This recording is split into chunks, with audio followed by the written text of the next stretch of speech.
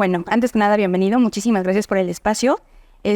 Para nosotros es muy importante contar con toda la información que nos va a proporcionar. Entonces, muchas gracias. No, muchas gracias, al contrario. Bueno, quisiera que me platicara en primer lugar cómo es que lo invita el gobernador Julio Menchaca a formar parte del equipo de transición y posteriormente a ser el encargado del despacho de la Procuraduría. Bueno, yo tuve la fortuna de conocer al gobernador Julio Menchaca durante la transición después de las elecciones de 2018. En ese momento se constituyó un grupo y entre ese entonces presidente electo Andrés Manuel López Obrador me colocó como secretario técnico de un grupo que encabezaban las y los legisladores. Estaba Olga Sánchez Cordero, estaba Julio Menchaca Salazar, estaba Zoe Robledo, también Mario Delgado, Tatiana Cloutier. Formaron un grupo para estar programando cómo organizar la transición de Procuraduría General de la República a Fiscalía General de la República. En ese contexto se convocó a universidades, estuvo en la UNAM, el CIDE, se convocó a organismos de la sociedad civil, incluso hubo grupos empresariales, hubo grupos de defensores de víctimas, de derechos de las mujeres, de afrodescendientes, de familiares desaparecidos. En ese grupo muy plural, muy heterogéneo, se diseñó la Ley Orgánica de la Fiscalía General de la República. Al final se presenta, el gobernador Julio Menchaca en ese entonces presidía la Comisión de Justicia. La Comisión de Justicia dictamina ese proyecto de ley orgánica que se elaboró entre todas y todos, y el resultado fue finalmente la aprobación y la presentación, primero por parte de Morena en el Senado de la República, de esta iniciativa de ley, y después su aprobación. Entraría en vigencia durante algunos meses, pero ese momento me permitió conocer al gobernador Julio Menchaca y me permitió que tuviéramos una excelente relación. Meses después trabajamos el proyecto de iniciativa a la ley antilavado en la Comisión de Justicia. En ese momento me tocaba a mí encabezar la unidad de inteligencia financiera, y después que incluso hubo algunas propuestas de modificaciones normativas que tenían impacto en el sistema de procuración de justicia y de inteligencia, donde trabajamos de manera coordinada con su equipo. Ahí conocí a Alejandro Velázquez, por ejemplo, ahí conocí a Guillermo Olivares, y bueno, la verdad es que fue una etapa muy interesante. Cuando viene mi salida de la unidad de inteligencia financiera, empezaron una serie de procesos electorales en entidades federativas, y en algún momento tanto trabajé algunos temas con Mara Lezama en Quintana Roo como con Américo Villarreal en Tamaulipas, y el gobernador Julio Menchaca me invita a generar un proyecto de combate a la corrupción. Evidentemente Álvaro Bardales y otras personas participaban en ese proyecto. Hicimos un evento aquí en Pachuca importante, donde se reunieron académicos, activistas, y donde se fueron diseñando una estrategia para poder combatir la corrupción que había estado imperante en el Estado, no solamente en el sexenio anterior, sino en varios sexenios incluso previos a este. Y creo que esa es una parte importante, de poder generar una comisión de la verdad.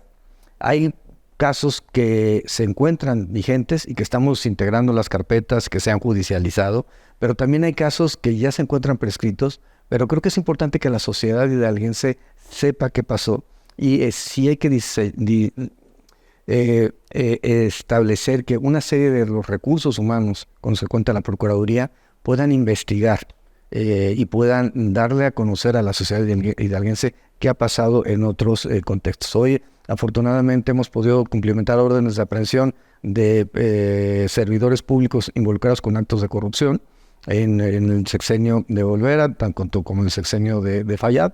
Pero creo que lo importante es que que la sociedad hidalguense quede clara respecto a qué sucedió con sus recursos. Yo tengo un enorme aprecio por el gobernador Julio Menchaca, un enorme agradecimiento. Yo era un cargo, un espacio que quería desde hace mucho tiempo desempeñar. Me había tocado ya ser fiscal electoral a nivel nacional, y que ha sido una gran oportunidad, una gran experiencia, y bueno, un momento maravilloso de mi vida. ¿Por qué aceptar la invitación justamente? ¿Por qué venir a Hidalgo? Sobre todo porque pareciera que el Estado es un reto menor viniendo de la Unidad de Inteligencia Financiera. No, a ver, ningún reto es un reto menor y además aquí se conjugaron varios aspectos. Estamos hablando de un espacio donde no había existido alternancia y por tanto donde la secrecía, la opacidad y la ausencia de estrategias de combate a la corrupción había sido una constante en la historia de Hidalgo. Segundo, es un estado donde hay una problemática central de carácter federal, pero que impacta en el ámbito local. Si el robo de hidrocarburo genera narcomenudeo, genera homicidio doloso, genera pandillerismo, genera robo de vehículos, y todo está íntimamente relacionado con esto, con el problema del robo de hidrocarburos. Y era una gran posibilidad de hacer algo diferente. Es decir, en vez de esperar a que la Federación hiciera algo, desde el Estado empezar a articular políticas públicas que permitieran combatir ese delito, aunque sabemos todos que es de competencia federal. Resultado, creo que es palpable. Nosotros hemos hecho unos 29 desgloses de carpetas de investigación a la Fiscalía General de la República, tanto en la sede, en la delegación de Hidalgo, como a nivel de la Fiscalía Especializada en materia de delincuencia organizada, y esto ha implicado incluso darles personas que nosotros hemos detenido, ponerlas a su disposición para que se les cumplimenten órdenes de aprehensión federales. Y esta es una parte, creo que muy estimulante, que primero en el ámbito local se cumplimenten las órdenes de aprehensión que en la Federación, cuando uno esperaría en lógica que fuera al revés por el impacto y la capacidad operativa con la que cuenta la Federación. Y tres, yo creo que también era para mí un espacio importante de poder continuar desde otra perspectiva. La Unidad de Inteligencia Financiera, por supuesto, es una instancia muy bonita, es un gran ejercicio de experiencia profesional. Sin embargo, te quedas o en denuncias, o bueno, denuncias y congelas cuentas, pero no se da el paso posterior. Si la Fiscalía General de la República no integra la carpeta de investigación, esa persona responsable sí podrá tener su cuenta congelada y podrá, vía la jurisprudencia de Medina Mora, liberar sus cuentas. Pero eso no ocurre en el ámbito de una procuraduría o de una fiscalía. Aquí meter a la cárcel a un violador, a un feminicida, a un tratante de personas, es una satisfacción muy grande. O a un presidente municipal o a un exsecretario de Estado que tuvo todo el poder y que en vez de utilizarlo para poder hacer cosas positivas para la sociedad, lo que se dedicó fue a enriquecerse a manos llenas a partir de empresas fachada. Es muy satisfactorio porque ¿quién es el que comete el delito de violencia familiar? Alguien que está acostumbrado a generar violencia en su entorno privado. Muchas veces son los padres o padrastros que generan esta conducta. ¿Quién es el que genera un acto de corrupción en el ámbito gubernamental? Aquella persona que está pensando en que la impunidad es su característica propia, que no le va a pasar nada. ¿A quién comete un delito como la violación, algo tan deleznable como la violación, como el secuestro? Alguien que piensa que puede pasar por encima de la ley y que puede utilizar a cualquier persona para su beneficio. Eso, yo soy convencido que la Procuración de Justicia, por eso tiene ese enorme valor, porque te permite hacer algo que inteligencia financiera no te permite hacer, es llevar a los responsables ante los tribunales y entonces sí combatir la impunidad. Inteligencia financiera combate corrupción, cierto, pero aquí se combate impunidad y yo creo que eso es más importante. En este sentido, quisiera preguntarle, es muy importante, y lo ha comentado usted, los derechos humanos. Alguna experiencia personal se la puedo comentar. Cayó alguien cercano aquí. ¿Qué se está haciendo para, más allá de la capacitación de la que tanto se habla, para no caer en estas prácticas que eran o son realmente tan comunes para obtener a lo mejor un culpable? O sea, hablamos de tortura, de de mil cosas que se les hacen a las personas por elevar esas cifras, o sea, por demostrar que se está haciendo algo. Sí, se habla mucho de la capacitación, pero en materia real, ¿qué se está haciendo? Sí, yo también coincido con algo. La capacitación y la sensibilización es importante, pero no va a resolver el problema. Mientras no cambie la cultura. Es decir, tenemos un problema en ocasiones transversal respecto a cómo se debe de obtener la información. Y yo soy convencido que necesitamos ir mejorando las capacidades tecnológicas. No podemos pensar en una policía de investigación que esté pensando utilizando métodos del pasado. Lo que se necesita es geolocalización, ver la telefonía, tener conocimientos, por ejemplo, hoy de flujo de recursos públicos, saber que tener conocimientos financieros. Muchas de las extorsiones de los transportistas de Tizayuca van al sistema financiero. Otras hay temas de criptomonedas, por ejemplo, en donde está operando la delincuencia. Entonces necesitamos generar un proceso de tecnología. Hoy en día estamos planteando la certificación de 4 de nuestros laboratorios en la división científica para que se recertifiquen 2 y otros 2 nuevos sean certificados por la embajada norteamericana, con una idea muy clara: mejorar la calidad. Y vamos hacia el otro tema. Al final, un acto de tortura puede dar como resultado también impunidad respecto a las primeras víctimas de la conducta delictiva. Entonces, eso es algo que se tiene que cambiar.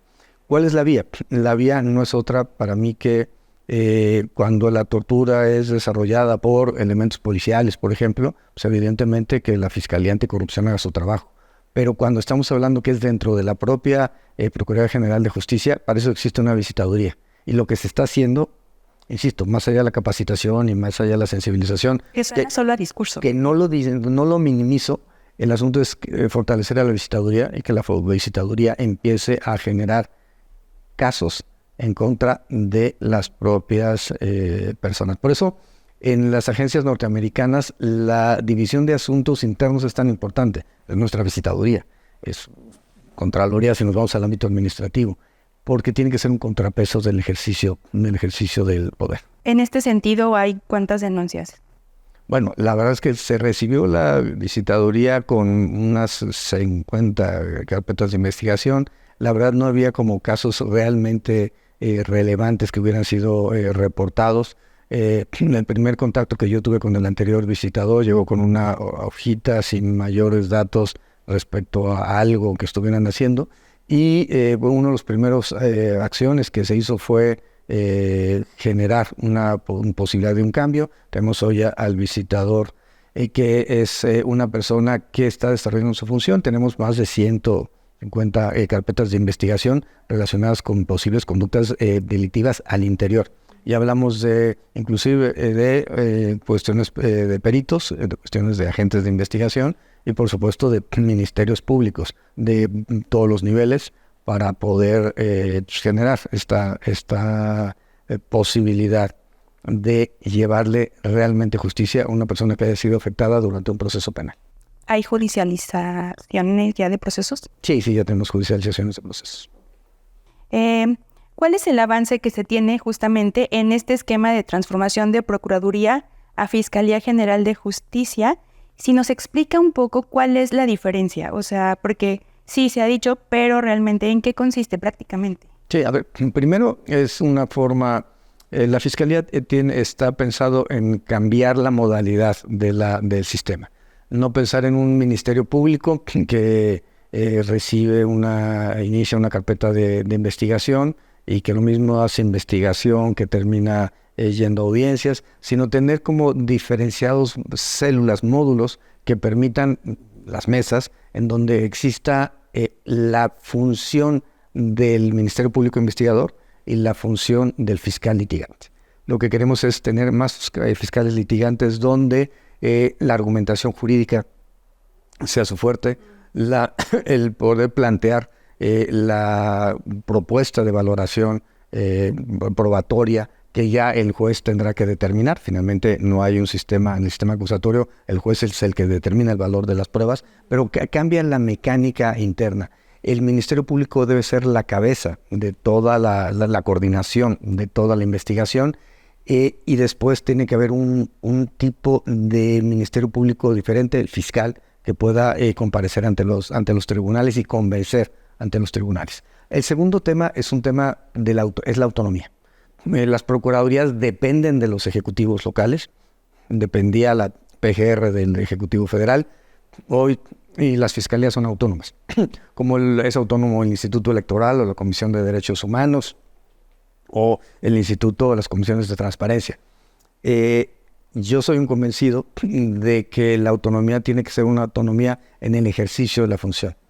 Es decir, que el Ministerio Público determine de manera libre, sin que a sectores económicos o políticos le digan cómo tiene que determinar su carpeta de investigación.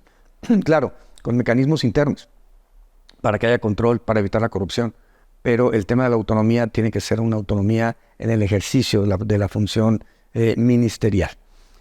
¿Qué implica la autonomía? Pues autonomía presupuestal, autonomía técnica, autonomía política. La designación del fiscal corresponde al Congreso a propuesta del Ejecutivo, pero ya no es una designación como si es la de los procuradores, procuradoras en los estados donde todavía hubo antes de esta transición.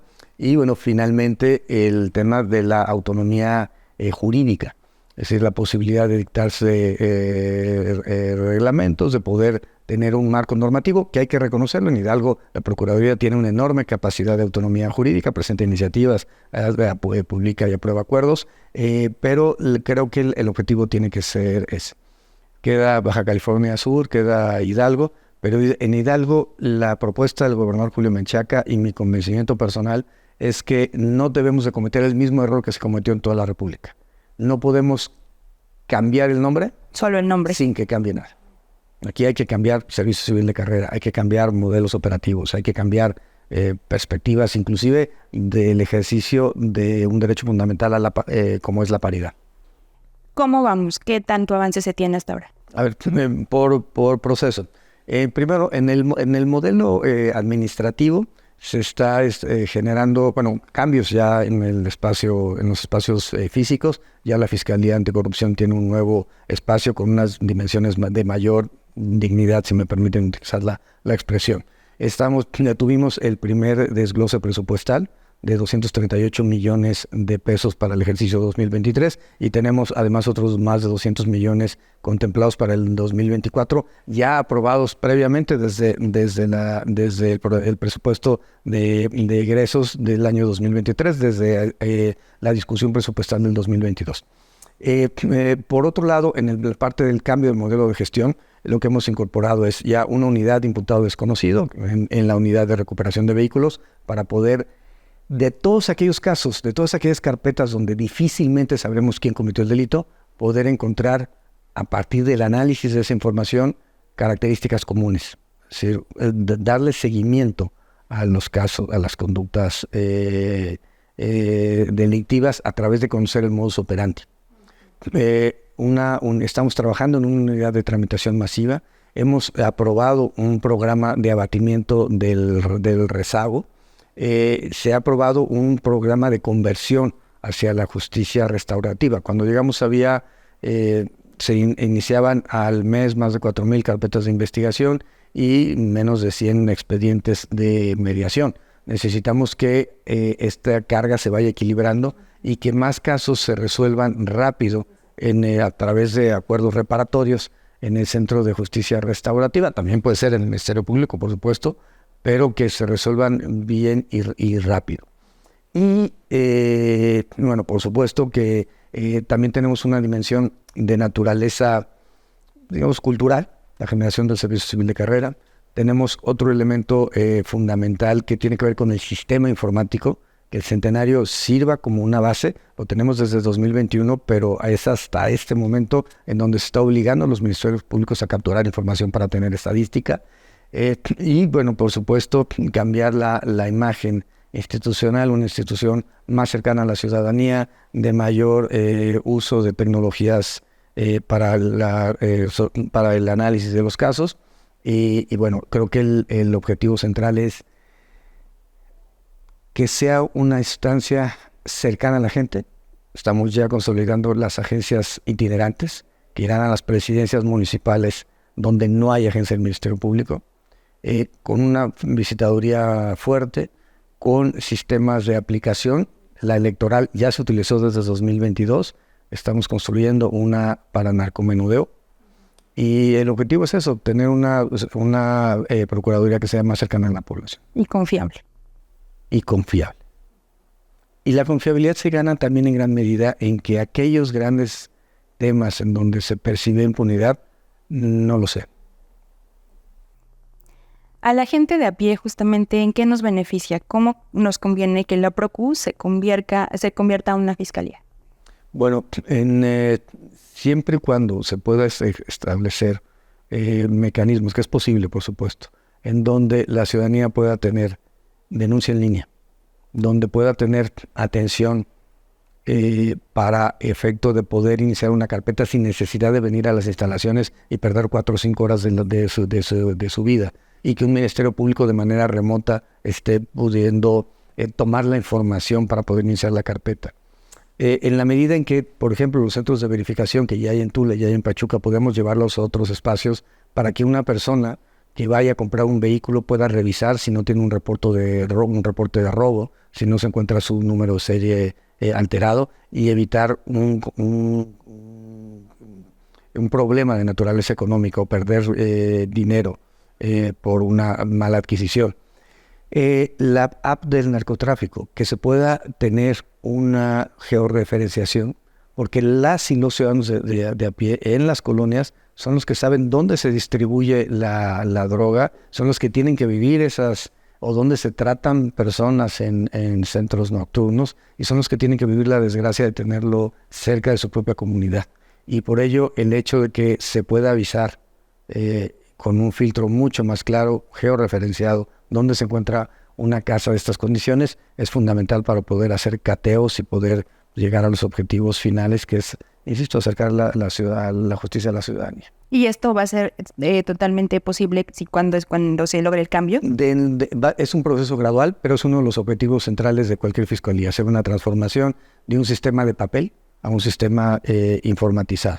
Hemos planteado incluso con el C5, incluso con el Poder Judicial, poder avanzar en este esquema que, por ejemplo, lo tiene el Poder Judicial de la Federación y la Fiscalía General de la República, para evitar que llegue alguien con un oficio en papel y que puede generar un acto de corrupción. Pueden sustituirlo, pueden perderlo, mientras que si algo se incorpora en un sistema a través de un código de barras, eso ya sería imposible. Y si alguien lo hace, quedaría un registro de que X persona que tenía acceso a esa computadora pudo hacer una alteración al sistema.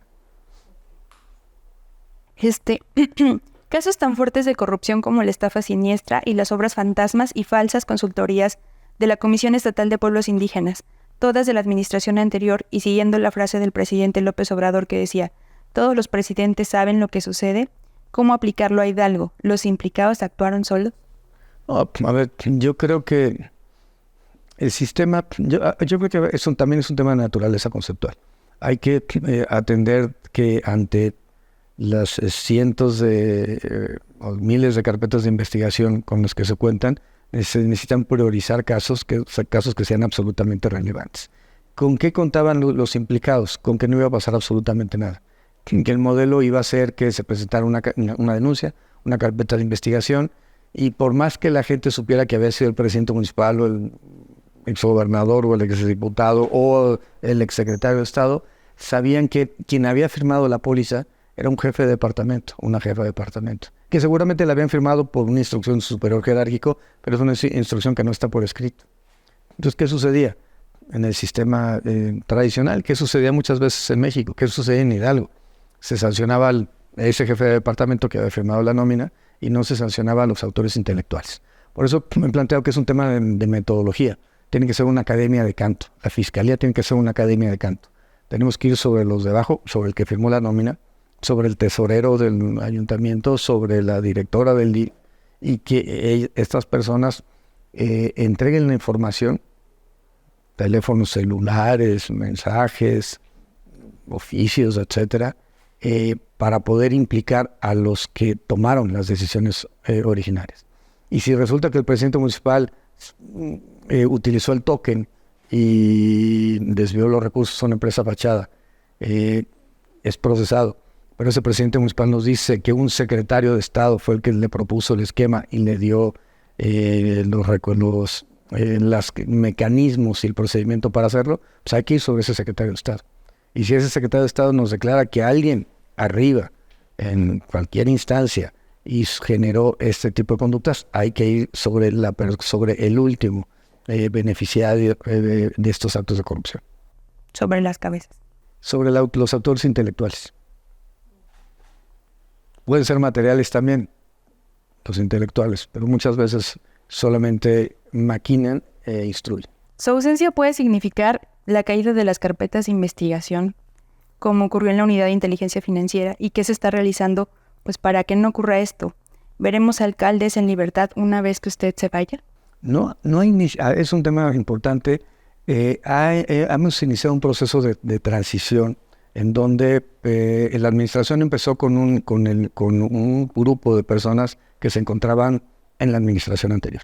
Y lo que hemos hecho ha sido un proceso gradual. Primero posiciones claves de personas allegadas a mí, allegadas al gobernador, y hemos ido haciendo los ajustes necesarios para capacitar a una generación de personas vinculadas con la idea de la Cuarta Transformación, vinculadas con el proyecto de Estado de Julio Menchaca Salazar, que se encuentren aprendiendo, nunca se termina de aprender, o mejor dicho, perfeccionando sus conocimientos de cara a la transición. Lo importante es que teniendo el recurso humano ya absolutamente capacitado, aceitado, teniendo los procedimientos, que eso es parte de la transición, que son lineamientos en materia de criterio de oportunidad, de procedimiento abreviado, y que muchos de estos ya han sido publicados en el periódico oficial del Estado. Entonces, no se requiere una persona cuando ya tenemos procedimientos, lineamientos, manuales, y lo único que se tiene que hacer las personas es ajustarse a un modelo que ya ha tenido y ha rendido sus frutos. Por supuesto, se puede modificar, pero yo siempre lo he planteado, es un tema de metodología. Tenemos un protocolo para atender muertes violentas de mujeres. Tenemos un lineamiento para poder analizar casos de corrupción y saber inclusive qué pasos se tiene que dar previo y qué posterior. La técnica judicial para obtener estados de cuenta es algo que tenemos que llegar hasta el final, prácticamente hasta el final, para que una vez que tengamos el dictamen contable, judicializar la carpeta y solicitar una orden de aprehensión. Pero hay casos o información que hay que mantenerla en sigilo hasta llegar a estos momentos claros. ¿Se confía en que continúe, digamos, el camino hacia...? Estoy absolutamente convencido de que tiene que seguir el procedimiento. ¿A qué se debe que la organización México Evalúa haya situado a Hidalgo como el estado con mayor impunidad del país? Bueno, la Procuraduría ha sido medida recientemente por varios organismos. Primero, World Justice Project, donde la Procuraduría de Hidalgo estábamos ubicados en el lugar 14 a nivel nacional. En este año, de la administración del gobernador Julio Menchaca, pasamos al nivel 9. Mejoramos 5 espacios y esta escala es de 0 a 1 punto y mejoramos de 0.42 a 0.44. Puede parecer bajo, pero el estado que mayor calificación tiene, Querétaro, tiene 0.49. Y creo que el punto central negativo para el país es que todos los estados tenemos una calificación abajo del 0.5. Pero lo positivo para Hidalgo es que en materia se percibe un mejoramiento en el Estado de Derecho, un leve mejoramiento en el tema de combate a la corrupción y un sistema de justicia penal y procuración de justicia de mayor calidad. Por otro lado, también, aparte de World Justice Project, tuvimos el informe de Por la Paz en México. Hidalgo se sitúa en el lugar 6º a nivel nacional como la entidad más pacífica o de las más pacíficas del país. Es un buen resultado y ahí también en el ámbito de procuración de justicia tenemos una calificación que ha ido en ascenso.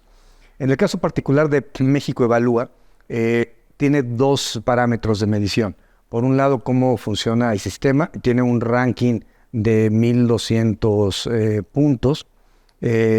Hidalgo tenía 444 puntos de estos 1,200 y nos elevamos a más de 534 puntos. ¿Esto qué ha significado? Un aumento relevante que nos permitió pasar del estado 22 al estado 20. Y si se ve el resultado de México Evalúa, se ve que cómo hemos mejorado en materia de combate al feminicidio, por ejemplo, en reducir la impunidad en homicidio doloso, y cómo hemos mejorado en trata de personas, en desaparición forzada.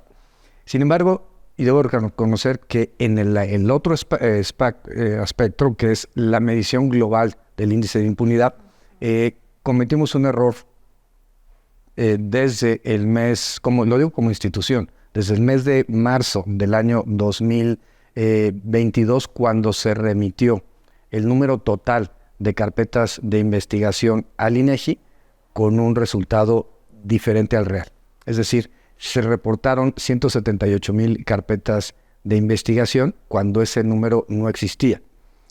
¿Qué generó eso? Cuando México Evalúa solicita los informes sobre 2022, lo que hace es tomar las 178,000 carpetas que la Procuraduría le había informado que tenía ese año, sumarle la que nosotros reportamos que se habían presentado durante el año 2022 y entonces ver cuántas se habían determinado. Y así pues, resultó una cantidad mínima. Nosotros hemos determinado, en lo que va de la administración del gobernador Julio Menchaca, más de 30,000 carpetas de investigación. Claro, la mayor cantidad de ellas son de enero a octubre de este año y no fueron contabilizadas por México Evalúa. Pero la problemática central es que al aumentar el número de carpetas, se aumenta el número de carpetas donde no hay una determinación y eso amplía la impunidad. Vamos a hacer una aclaración con México Evalúa, ya entramos en contacto con el... cuando yo vi los resultados, evidentemente me alarmé, dije qué es lo que está pasando y encontramos el error. Y lo que hace México Evalúa es que le pide al INEGI su información y la suma a la de la Procuraduría y así lo hace en cada entidad federativa. El problema fue que la información de origen era una información errática, sobrevaluada, que hacía que las acciones se redujeran significativamente. Vamos a pedir que nos evalúen, además vamos a pedir que estén presentes durante el proceso de revisión para poder informarle al INEGI que se le dio mal la información y evidentemente yo he planteado que daré vista al órgano interno de control para que sea una responsabilidad administrativa de quien, no por este informe y no por la crítica a la Procuraduría hoy, sino porque al INEGI, la instancia constitucionalmente competente para la estadística a nivel nacional, órgano autónomo, se le dio información que no era verídica. Ok. Y entonces, ya en palabras o en cifras reales, ¿cómo nos encontramos en estamos haciendo todavía el cálculo con base en el mismo indicador que tuvo México Evalúa, pero estábamos en el lugar 22 y consideramos que si contabilizamos el número real de carpetas de investigación respecto al número de determinaciones, insisto, solamente era la parte final del año de 2022, porque la primera parte le correspondió a la administración anterior, estaríamos como en el lugar 16 del país.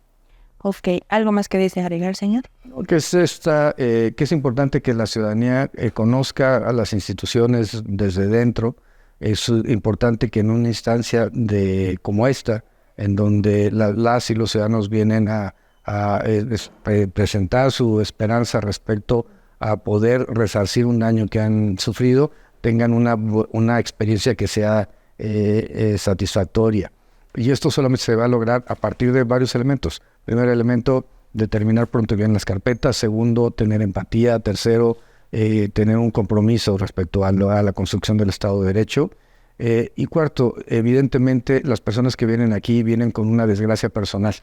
Si no entendemos eso, no entendemos para qué está funcionando la Procuración, no para qué funciona la Procuración de Justicia. Nada más, ¿cómo encuentra al personal de la Procuraduría? ¿Hay empatía, hay compromiso? Encontré una Procuraduría con el personal muy desgastado en lo anímico. en muchos aspectos. No voy a hablar de la generalidad. Hay gente evidentemente muy comprometida, hay mucho amor a la camiseta, hay mucha gente con estabilidad incluso de décadas al interior de la institución. Gente que deja su vida, su familia, por las funciones periciales, de investigación o temas relacionados con el ejercicio de la función ministerial. Sin embargo, también encontré un grupo de personas cansadas, desgastadas, en donde se quejan de malos horarios, de poco tiempo para la atención familiar, de malos sueldos, y que creo que en gran medida, o de falta de promoción, y creo que en gran medida se debía a que, a pesar de que existía la posibilidad de tener un servicio civil de carrera, en realidad las gentes eran designadas directamente para los cargos en vez de que se pudieran concursar. Hicimos ya un primer concurso en donde hubo escalafón. Ahora los siguientes concursos van a ser concursos abiertos y estamos planteando eso, que cada vez se pueda ir generando un servicio civil donde el ingreso, la permanencia, el ascenso, los estímulos, la capacitación estén orientadas a que las personas vayan teniendo un desarrollo de vida. ¿Cómo vamos a tener un mayor compromiso de la Agencia de Investigación Criminal si los montos que ganan una buena parte de los agentes de investigación no les sirven para poder cotizar al FOBISSSTE? Cuando no hay becas para las y los menores, si llegara a faltar alguno de los padres. Creo que tenemos que pensar en poner a los seres humanos en el centro de la función ministerial, y por un lado me refiero a los seres humanos, a las víctimas del delito, a los imputados también, pero sobre todo a las víctimas del delito. No pensar en expedientes como papeles o como números, sino como personas, como tragedias personales que se reflejan en cada expediente. Me gusta mucho este cuadro de Cauduro de la Suprema Corte de Justicia de la Nación, donde están los archiveros metálicos oxidados y adentro saturado de expedientes, porque finalmente eso es lo que se refleja. Cauduro creo que captó muy bien la problemática. Lo que necesitamos es poner en el centro de la función ministerial a las personas que son víctimas del delito sin menoscabo de los derechos de los imputados. Y por otro lado, poner dentro de la función y dentro de la institución la paridad, el respeto a la diversidad, la protección de derechos laborales, que sea un gran lugar para trabajar la Procuraduría y disminuir los casos existentes que tenemos hoy de acoso laboral, de hostigamiento laboral, de acoso sexual, de hostigamiento sexual al interior de la propia institución. ¿Qué encontré? Muchas personas con desgano, pero también muchas personas comprometidas. Y creo que a las personas con desgano lo que se tiene que hacer es generar políticas públicas que las incentiven a cumplir esta función, que además, por lo demás, como te decía hace un momento, es una función maravillosa.